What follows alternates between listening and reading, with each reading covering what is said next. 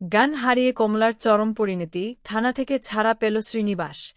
বাবাকে হঠাৎ সামনে দেখে চরম বিস্ময়ে সমর। আমরা এমনটাই দেখতে পারব আজকের পর্বে।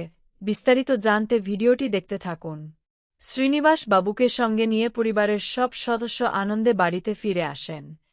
সেখানে ছোট মিঠি নিজের হাতে তৈরি একটি সুন্দর ওয়েলকাম কার্ড দিয়ে শ্রীনিবাস বাবুকে উষ্ণ অভ্যর্থনা জানায়।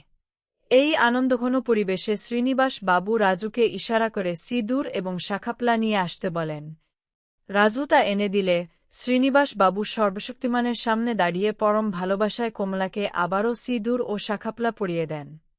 এই শুভ পরিণয়ের পর পুরো গুহ পরিবারে এক অনাবিল আনন্দের আমেজ নেমে আসে।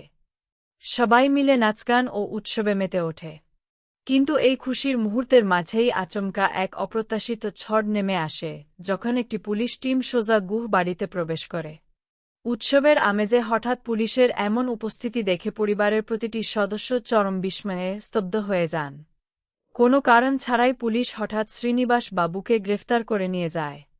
পুলিশের এই ধরনের আচরণে পরিবারের সবাই গভীরভাবে অবাক হয়ে যান। কমলা এই ঘটনা কোনোভাবেই মেনে নিতে পারে না।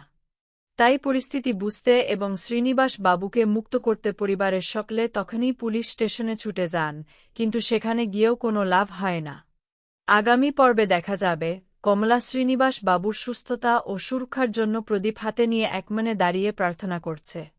হঠাৎ করেই কমলার মাথা ঘুরতে শুরু করে এবং সে পড়ে যেতে নেয়। ঠিক সেই মুহূর্তেই শ্রীনিবাস বাবু সেখানে উপস্থিত হয়ে কমলাকে পড়ে যাওয়ার হাত থেকে ধরে বাঁচিয়ে নেন।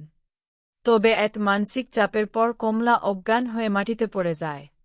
কিছুক্ষণ পর পল্লবী ও বিনার কোলে মাথা রাখা অবস্থায় কমলার জ্ঞান ফিরে আসে। শ্রীনিবাস বাবু তখন ভালোবেসে কমলাকে বলেন যে তিনি ফিরে এসেছেন। ঠিক সেই সময় সমর বাড়িতে ঢুকে বাবাকে দেখে অত্যন্ত চমকে ওঠে।